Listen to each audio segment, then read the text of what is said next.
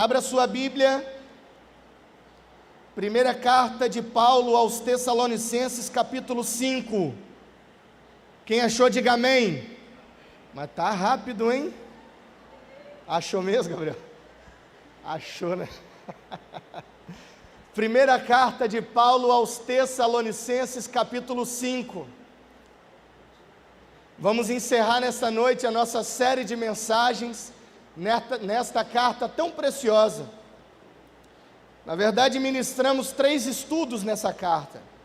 A primeira mensagem com o tema O Impacto da Palavra. O apóstolo Paulo se alegra como os tessalonicenses receberam a palavra de Deus com tanta alegria e vivendo uma transformação tão grande no tempo em que eles estavam inseridos. Ministramos a segunda palavra com o tema Como viver uma vida que agrada a Deus. Depois deles serem impactados pela palavra de Deus, eles foram convidados a viverem uma vida de fato que agrada a Deus. E a terceira palavra que nós iremos ministrar nesta noite, ela tem pelo tema Como estar preparado para a segunda vinda de Cristo. Então, depois deles serem impactados pela palavra, depois deles serem convidados e comissionados a viverem uma vida que agrada a Deus, surgiram dúvidas acerca da restauração, surgiram dúvidas acerca do arrebatamento, surgiram dúvidas acerca da segunda vinda de Cristo. Então o apóstolo Paulo vai responder estas dúvidas, o apóstolo Paulo então vai lançar luz a esta palavra, e nós vamos ministrar nesta noite com o tema Como estar preparado para a segunda vinda de Cristo. Veja comigo o capítulo 5, a partir do verso 1. Irmãos, no que se refere aos tempos e às épocas, não há necessidade de que eu lhe escreva, porque vocês sabem perfeitamente o dia do Senhor, e ele vem como ladrão à noite. Quando andarem dizendo paz e segurança, eis que lhe sobrevirá repentina destruição, como vêm as dores de parto à mulher que está para dar à luz, e de modo nenhum escaparão. Mas vocês, irmãos, não estão em trevas, para que esse dia os apanhe de surpresa como ladrão, porque vocês todos são filhos da luz e filhos do dia. Nós não somos da noite nem das trevas. Assim, pois, não durmamos como os demais, pelo contrário, vigiemos e sejamos sóbrios. Ora, os que dormem, é de noite que dormem, e os que se embriagam, é de noite que se embriagam. Nós, porém, que somos do dia, sejamos sóbrios, revestindo-nos da couraça da fé e do amor, e tomando como capacete a esperança da salvação. Porque Deus não destinou para a ira, mas para alcançar a salvação, mediante nosso Senhor Jesus Cristo, que morreu por nós, para que vigiemos, quer durmamos, vivamos em união com Ele. Portanto, consolem uns aos outros, e edifiquem-se mutualmente, como vocês têm feito até agora. Olhe para o seu irmão da direita e da esquerda e pergunte para ele. Você não precisa responder, vai apenas perguntar: você está preparado? Pergunta de novo, fala: você está preparado?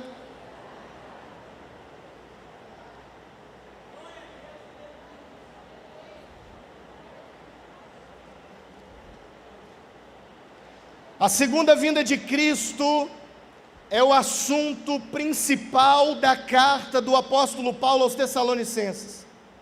A segunda vinda de Cristo é o ápice desta carta.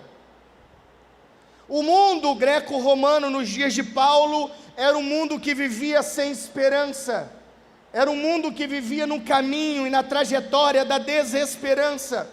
Segundo o entendimento, não havia futuro para o corpo, ele não passava de uma prisão da alma. Eles, os gregos e muitos romanos, eles não acreditavam na eternidade, e por isso viviam sem desesperança.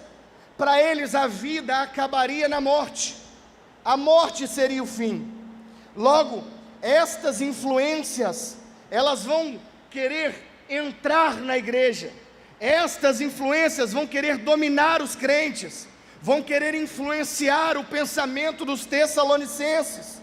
Logo, estas influências vão bombardear, e até mesmo por conta de pensamentos contrários, muitos cristãos estavam sendo perseguidos por acreditarem na ressurreição, perseguidos por acreditarem que eles seriam ressuscitados com Cristo, perseguirem por acreditar na eternidade de vida.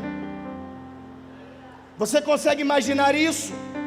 Alguém ser perseguido, preso e muitas vezes levado à morte, porque acreditava que Cristo havia ressuscitado os mortos, e ele poderia ressuscitar com Cristo também. Você consegue imaginar isso? Alguém ser perseguido, apedrejado, levado à forca, ser morto, ficar o resto da sua vida preso, porque ele declarou que naquele grande dia, quando Jesus voltar, aleluia, ele não vai padecer, mas ele subirá e reinará eternamente com Cristo. Oh, aleluia!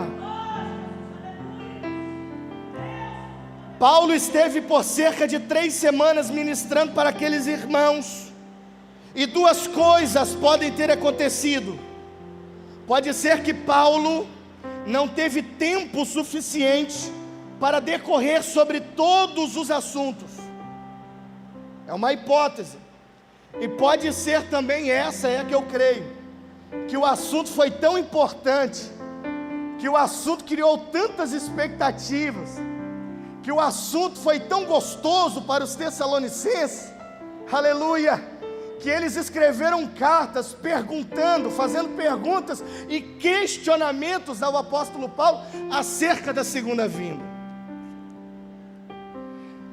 E a crença na segunda vinda por parte dos tessalonicenses era tão grande, que quando Timóteo retorna de Tessalônica, ele diz o seguinte: Paulo, esse povo está crendo tanto, de uma maneira tão forte, que eles estão vendendo as suas casas e as suas posses, e aguardando, porque eles acreditam que Cristo vai voltar a qualquer momento.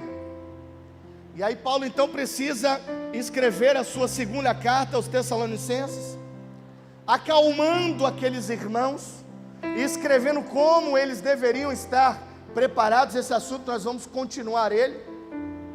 Então Paulo precisa ministrar aos corações daqueles homens, de como que se aguarda a segunda vinda de Cristo, e é o que nós vamos iniciar a ministração aqui nesta noite. 2 questões foram levantadas por parte daquela igreja. A primeira pergunta que eles fizeram: apóstolo Paulo, os irmãos, os crentes, os cristãos que morreram antes de nós, será que eles estão em desvantagem? E aí o apóstolo Paulo responde no capítulo 4, a partir do verso 13, que eles não estão em desvantagem nenhuma. E ele diz: irmãos, não queremos que vocês ignorem a verdade a respeito dos que dormem, para que não fiquem tristes como os demais, que não têm esperança. Porque se cremos que Jesus morreu e ressuscitou, assim também Deus, mediante Jesus, trará na companhia dele os que dormem. E pela palavra do Senhor ainda lhes declaramos o seguinte: nós, os vivos, os que ficarmos até a vinda do Senhor, de modo nenhum precederemos os que dormem, porque o Senhor mesmo dará a sua palavra de ordem, ouvida a voz do arcanjo, e ressoada a trombeta de Deus, descerá dos céus, e os mortos em Cristo ressuscitarão primeiro. Depois nós, os vivos, os que ficarmos, seremos arrebatados juntamente com eles entre as nuvens, para um encontro com o Senhor nos ares, e assim estaremos para sempre com o Senhor. Portanto, consolem uns aos outros com estas palavras. Então a primeira pergunta fora respondida, e agora surge então uma nova pergunta, surge então um novo questionamento: se Jesus voltar, nós os crentes, nós os cristãos, corremos o risco de sermos pegos de surpresa? Se Jesus voltar, de que forma Ele vai voltar? Se Jesus voltar, como será a sua volta? Quais os seus aspectos ou as características da sua vinda? E assim, a partir do capítulo 5 do texto lido, é quando o apóstolo Paulo vai discorrendo e respondendo a estes questionamentos. Veja comigo, portanto, no verso 1, quando o apóstolo Paulo diz: irmãos, no que se refere aos tempos e às épocas, não há necessidade de que eu lhes escreva. Por que não há necessidade de escrever? Como o apóstolo Paulo vai iniciar essa segunda pergunta respondendo dessa forma? Muito bem, o que o apóstolo Paulo está dizendo para aqueles irmãos é que a tarefa da igreja não é saber e se preocupar se Jesus vai voltar hoje ou amanhã. A tarefa da igreja não é ficar com um mapa, com um relógio ou com uma calculadora na mão, sabendo e olhando para os acontecimentos para que saber se Jesus vai voltar hoje ou amanhã. Não. A tarefa da igreja não é marcar data, até porque todos que marcaram data para a volta de Jesus se frustraram, mentiram a respeito disso, não se cumpriu. O que o apóstolo Paulo está dizendo é que a tarefa da igreja é estar preparada para a volta de Jesus. Aleluia, aleluia. Os que subirão, os que alcançarão os ares, os que se encontrarão com Jesus, não são aqueles que sabem o dia ou a hora, porque isso não compete saber. Os que se encontrarão com Jesus são os que tiveram as suas vestes lavadas e remidas pelo sangue do Cordeiro. Os que se encontrarão com Jesus são aqueles que passaram pelo arrependimento, são aqueles que passaram pela cruz com Jesus, são aqueles que morreram naquela sexta-feira maldita da crucificação, mas restauraram, mas ressuscitaram com Ele no domingo. Aleluia! Oh, glória! Oh, aleluia! Oh, Deus!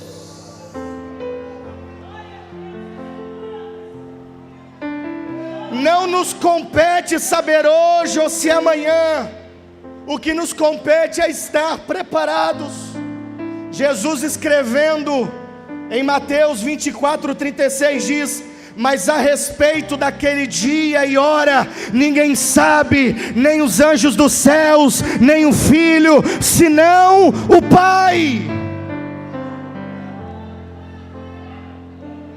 Quando o apóstolo Paulo inicia esse capítulo dizendo: irmãos, no que se refere aos tempos e às épocas, repita comigo: tempos e épocas.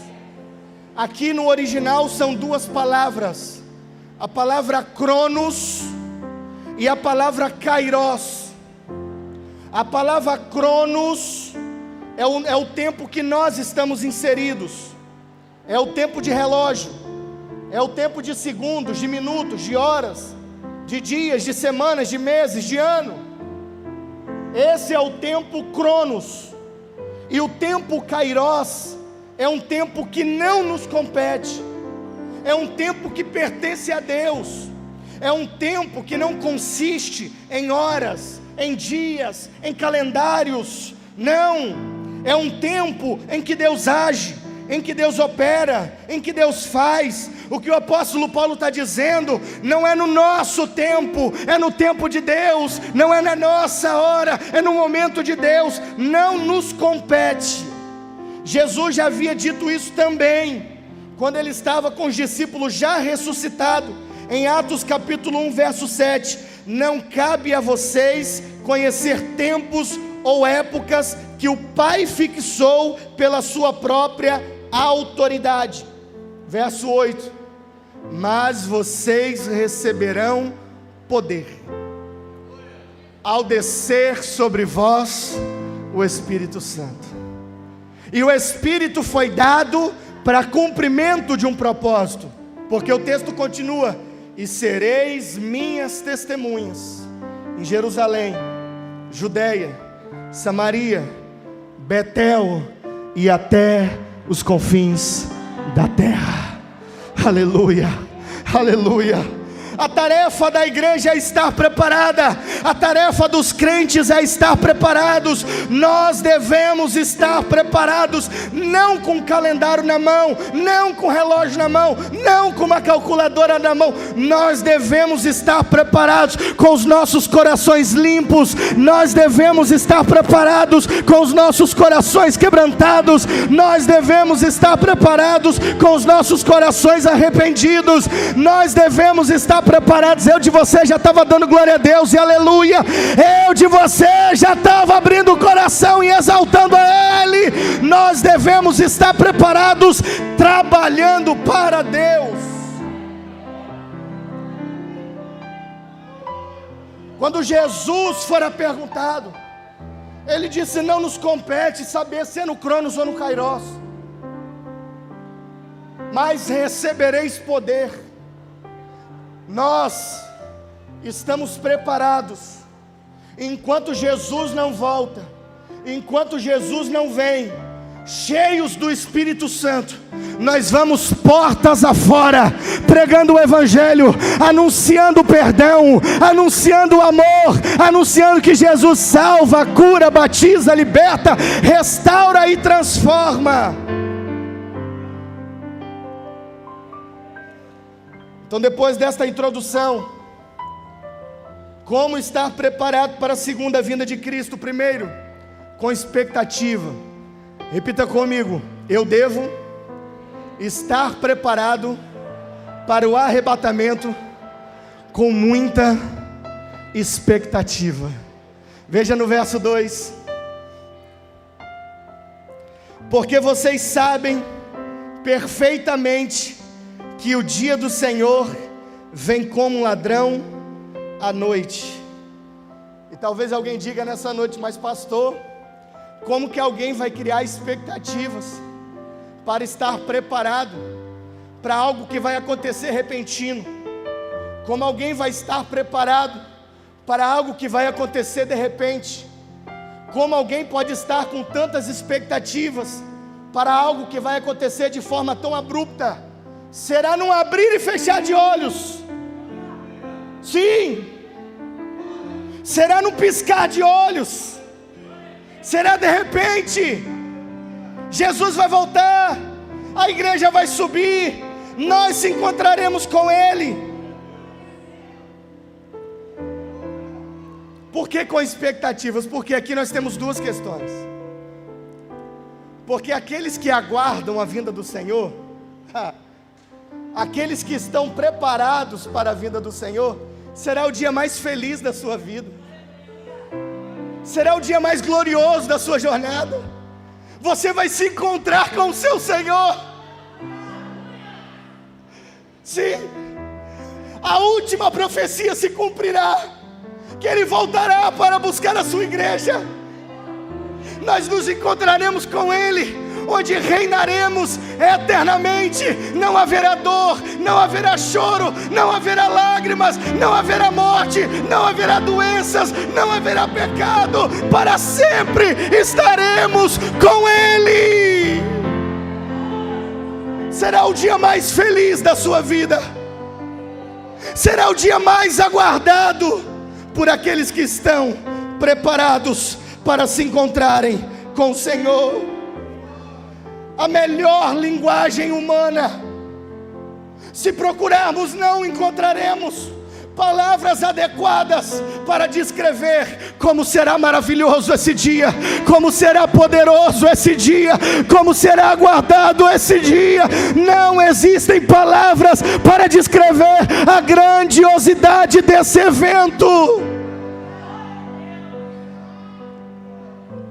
O apóstolo Paulo, que esteve no terceiro céu, ele não conseguiu descrever com palavras a sua ida para aquele local.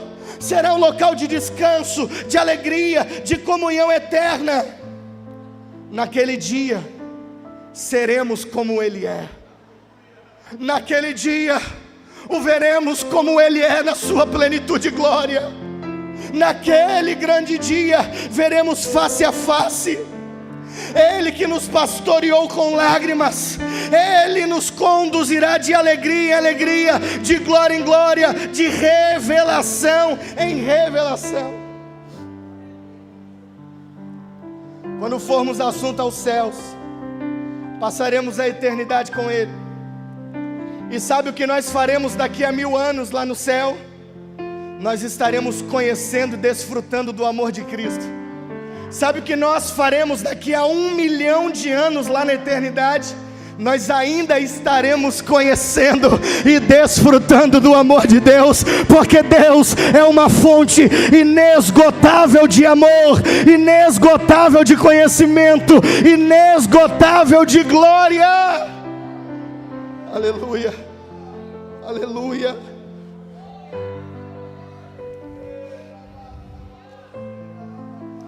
Agora, se para alguns será um dia aguardado, será um dia de glória, será um dia maravilhoso, será um dia de expectativas, para os ímpios, para aqueles que se mantiveram com os corações impenitentes e endurecidos, será um dia amargo, será um dia terrível, será um dia horroroso, será um dia tenebroso, será um dia de medo, será um dia de pavor.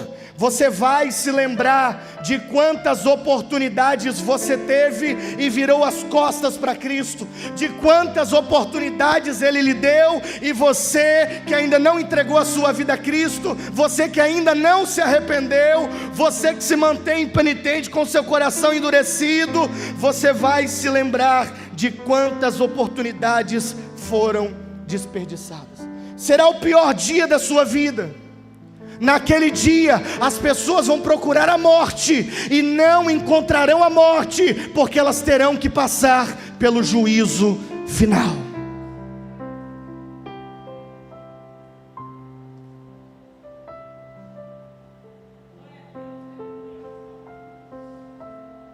Falamos muito do céu, mas o inferno existe. Desejamos muito o céu, mas o inferno é real. E a palavra inferno, Hades, Geena, no seu original, ela foi construída, essa ideia, lá nos tempos ainda do Antigo Testamento, quando havia em Israel um grande lixão. E essa é a ideia de inferno. Inferno é um local de desperdícios. Inferno é um local para ser depositado tudo aquilo que não foi consumido, tudo aquilo que foi desperdiçado, tudo aquilo que não foi aproveitado. No inferno estarão aqueles que rejeitaram a oferta de salvação. No inferno estarão aqueles que desperdiçaram a oportunidade de se encontrarem com o Senhor. O inferno é o local de desperdício. O inferno é o local de ser lançado aquilo que não foi aproveitado. Todos aqueles que rejeitaram a oferta de salvação, que não se arrependeram, que não disseram sim ao sacrifício de Jesus, todos aqueles que decidiram experimentar todas as taças de prazeres deste mundo, o destino deles é estarem eternamente separados de Deus e sofrerem eternamente no lago de fogo. O inferno é um local de extremo sofrimento. O inferno é um local de remorso. O inferno é um local de agonia. O inferno é um local de inquietação, de vergonha, de desprezo, e principalmente o inferno é um local de desespero, desesperador.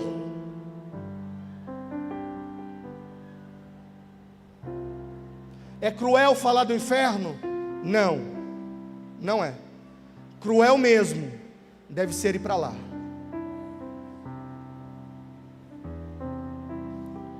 Cuidado!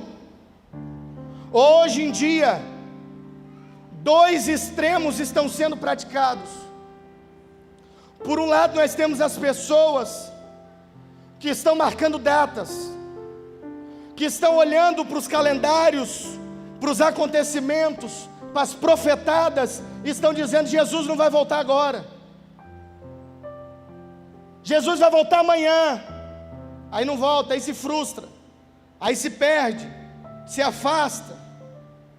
Cuidado com os extremos. E por outro, temos aqueles que estão despercebidos. Tem aqueles que estão esquecidos. Tem aqueles que estão frios em relação à volta de Jesus. Tem aqueles que estão acostumados com a religião, que fizeram parte dos mercadores da fé, que quando fala da volta de Jesus, para muitos não passa de um assunto obsoleto e ultrapassado. Você ainda fala sobre isso?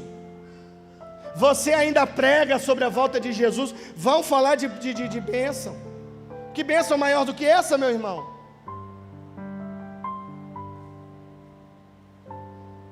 Mateus 24:37.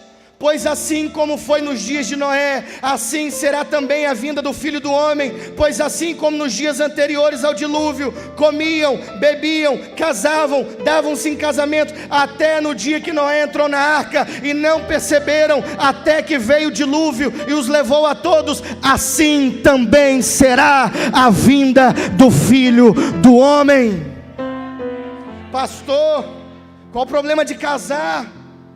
Pastor, qual o problema de adquirir bens, posses? Pastor, qual o problema? Nenhum problema. Nenhum problema. O problema consiste quando isso rouba o lugar de Deus na sua vida. O problema consiste quando você se torna escravo do sistema. O problema consiste quando Deus deixa de ser prioridade na sua vida. O que Jesus está dizendo nesse sermão profético é que aquele povo estava levando a vida como se nada fosse acontecer. Durante 120 anos, um homem chamado Noé construiu uma arca. Nunca havia havido chuva na terra. Aquele povo está vendo ele martelar, está vendo ele construir, está chamando ele de doido. Deus havia dito que viria juízo sobre a terra. Deus havia dito que mandaria um dilúvio sobre a terra. A porta da arca está fechada, mas tem muita gente olhando e vivendo como se Jesus não fosse voltar, e vivendo como se Deus nem existisse.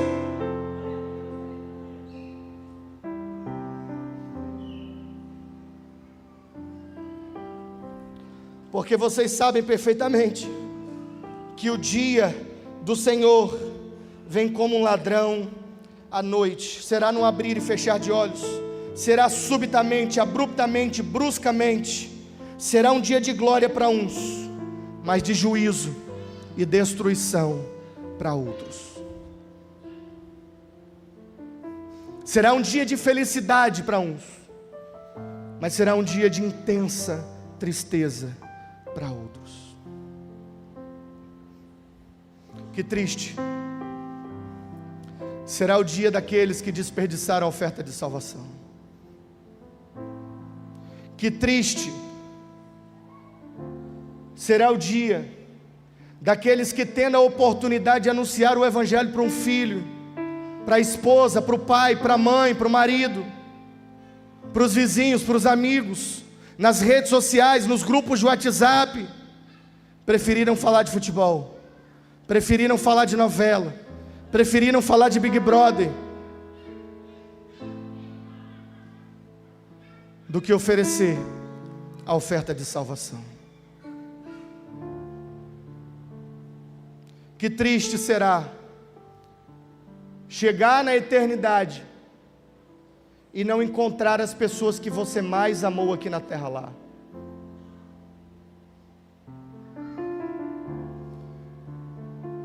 Por isso, o dia hoje A oportunidade é agora.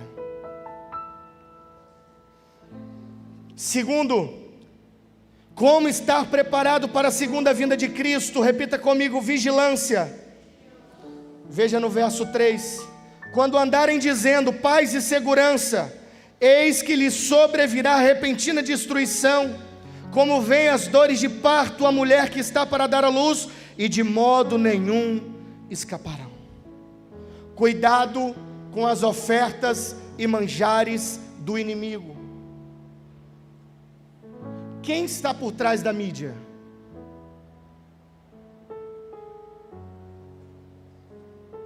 Quem está por trás dessa nova ordem mundial?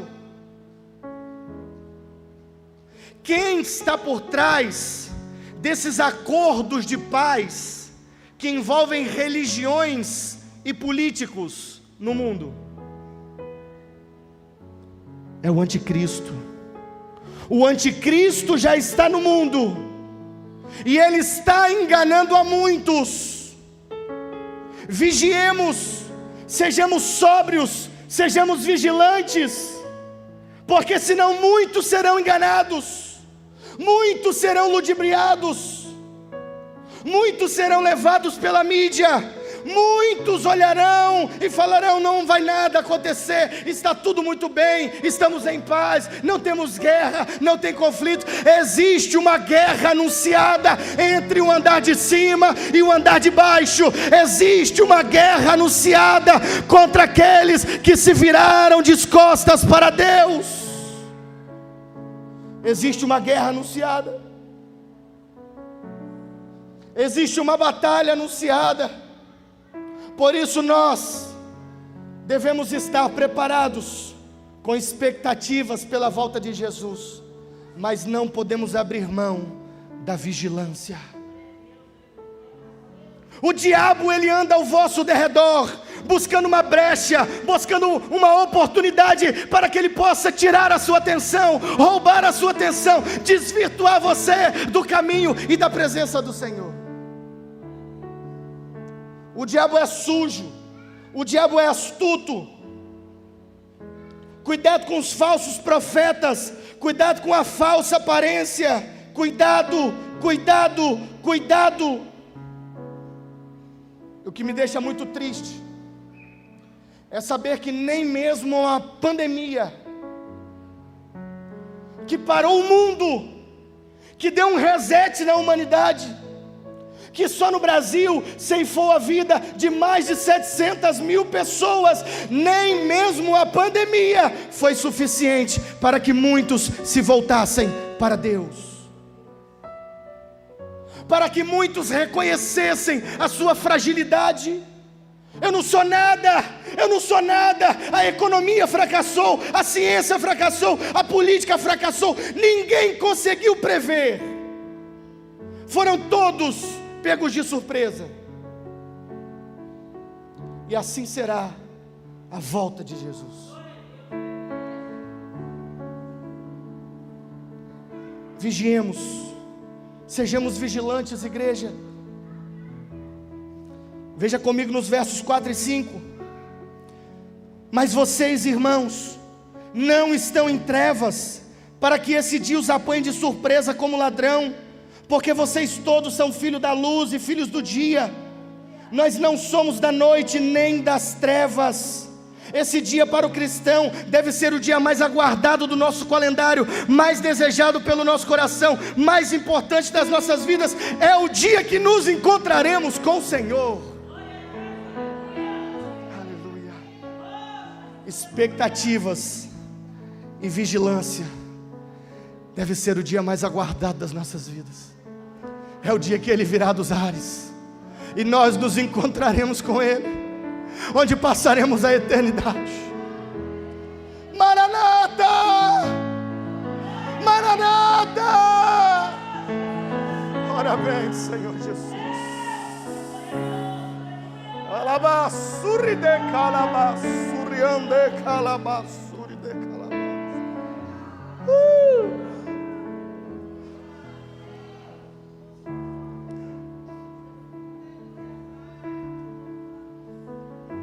Versos 6 e 7. Assim, pois, não durmamos como os demais, pelo contrário, vigiemos e sejamos sóbrios. Ora, os que dormem é de noite que dormem, e os que se embriagam é de noite que se embriagam. Cuidado com o mundo, cuidado com as influências do mundo, cuidado com os prazeres do mundo, cuidado com o pecado. Não brinque de ser crente, porque o diabo não está brincando de ser diabo. Não brinque de servir a Deus, porque aquele dia pode chegar e você ser pego de surpresa. Precisamos estar atentos, precisamos estar preparados. Em Mateus capítulo 25, Jesus relata sobre a parábola das 10 virgens. 5 eram prudentes e 5 eram loucas, insensatas. Na mesma parábola, Jesus diz que quando o noivo vem, 5 estavam dormindo, e estavam despreparadas, estavam sonolentas, não haviam mais com azeite em posse, e elas foram excluídas das núpcias do casamento. Porém outras 5 estavam atentas, estavam vigilantes, estavam com azeite e puderam se encontrar com o noivo. Mas a parábola, Jesus ainda conta que as 5 insensatas, que as 5 loucas correram para as virgens que tinham azeite e disseram: empresta-nos azeite, nós queremos comprar azeite. As que tinham azeite disseram: nós não podemos emprestar, senão vai faltar para a gente. Então elas correram para o comércio para poder comprar, era tarde demais.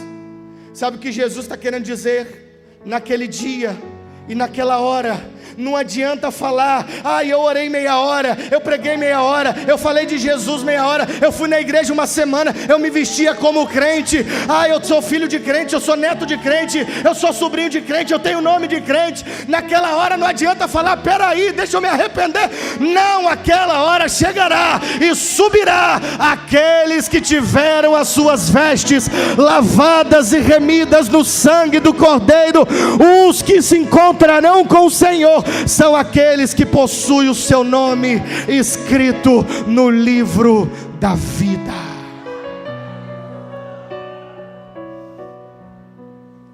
Sejamos sóbrios e vigilantes. O melhor dia, o melhor momento, o melhor concerto com o Senhor não é amanhã, não é semana que vem, pode ser hoje.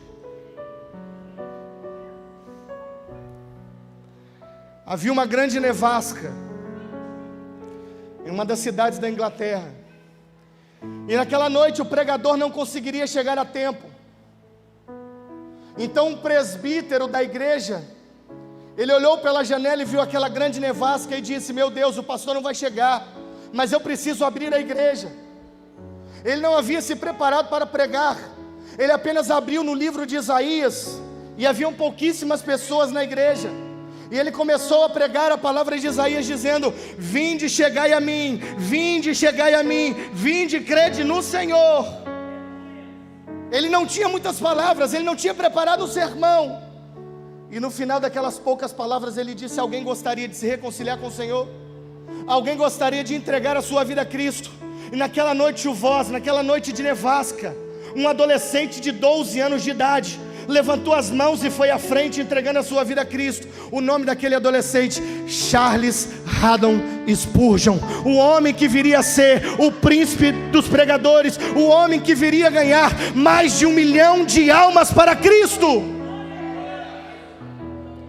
Quem sabe nesta noite chuvosa, o Senhor preparou para que seja levantado aqui o maior pregador da nossa geração, o maior evangelista, o maior missionário.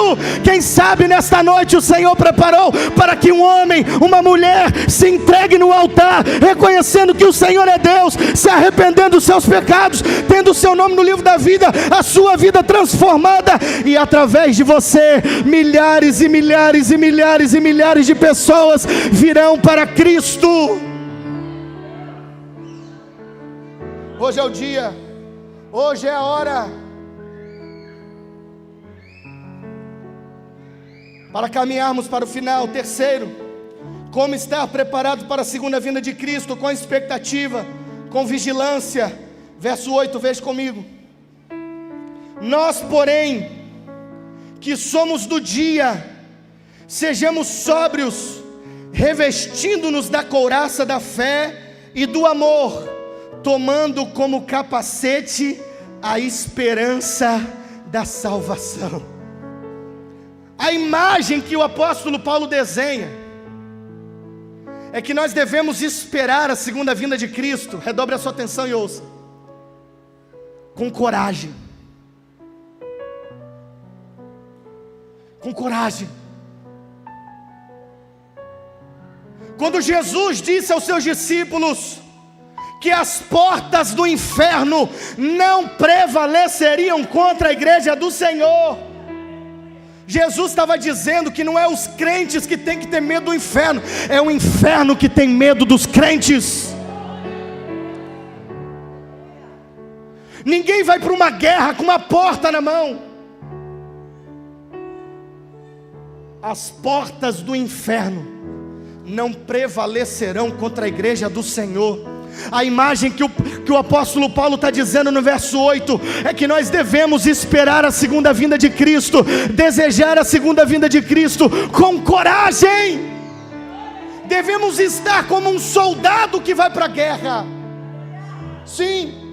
Agora, lamentavelmente, nos dias de hoje, nós temos visto uma igreja amedrontada, uma igreja acovardada, uma igreja que o diabo faz assim, ó, sai correndo. Alguém vê uma pessoa caindo endemoniada, a pessoa morre de medo. Que igreja é essa que deseja se encontrar com o Senhor? Não vemos mais pessoas orando, desejando receber dons espirituais. Senhor, eu quero ser revestido pelo Teu Espírito nesta noite. Eu quero falar em mistério, eu quero ter visão, eu quero revelação, eu quero orar e vidas serão curadas. Sim.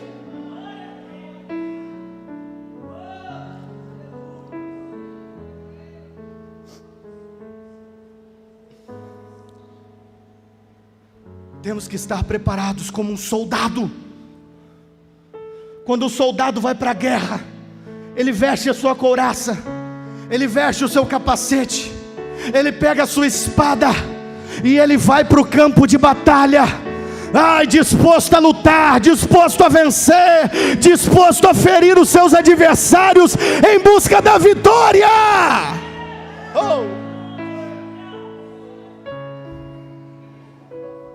Coragem, igreja.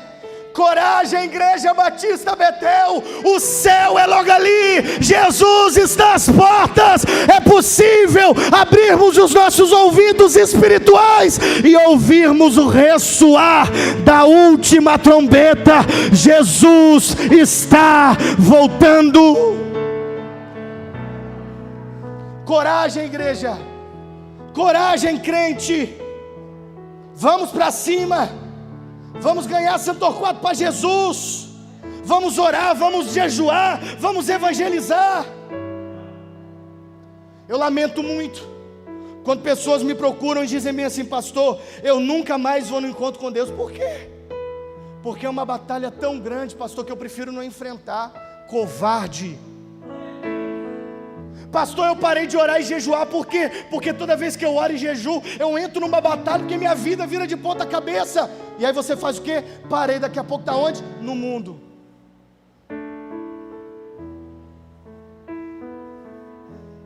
Coragem. Coragem. Coragem. Como está a postura dos nossos jovens na Universidade Federal do Espírito Santo? É triste ver jovens que nasceram e foram criados na igreja, jovens que cresceram dentro da escola bíblica dominical, dentro da Batista, da Assembleia da Presbiteriana, mas chegaram dentro da Universidade Federal do Espírito Santo e tiveram seus valores, a sua essência, o seu caráter corrompido pelo diabo. Se tornaram ativistas do anticristo, opositores da fé, marcham em rumo de um político. Coragem, igreja, coragem, coragem, tem alguém aí? Coragem, igreja, oh aleluia.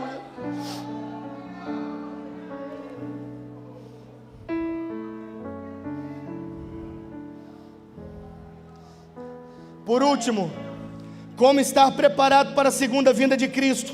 Com expectativa, com vigilância, com coragem. Veja comigo nos versos 8 e 9. Nós, porém, que somos do dia, sejamos sóbrios. Verso 9 e 10.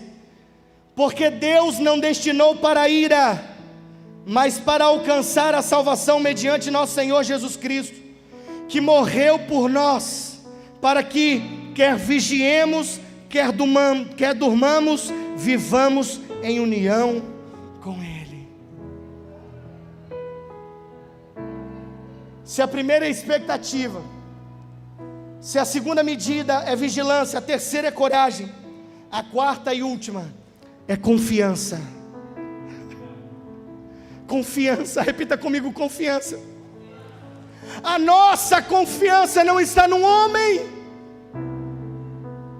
a nossa confiança não está num líder religioso, num paladino celestial. A nossa confiança não vem de Brasília, a nossa confiança não está na economia, na ciência, na filosofia, nos deuses pagãos, não. A nossa confiança está no menino que nasceu na manjedoura, que cresceu na carpintaria, que foi levado para o madeiro. A nossa confiança está em Jesus Cristo de Nazaré, que naquela sexta-feira foi pregado na cruz, o seu sangue derramado, foi levado e colocado no túmulo, mas a morte não pôde detê-lo.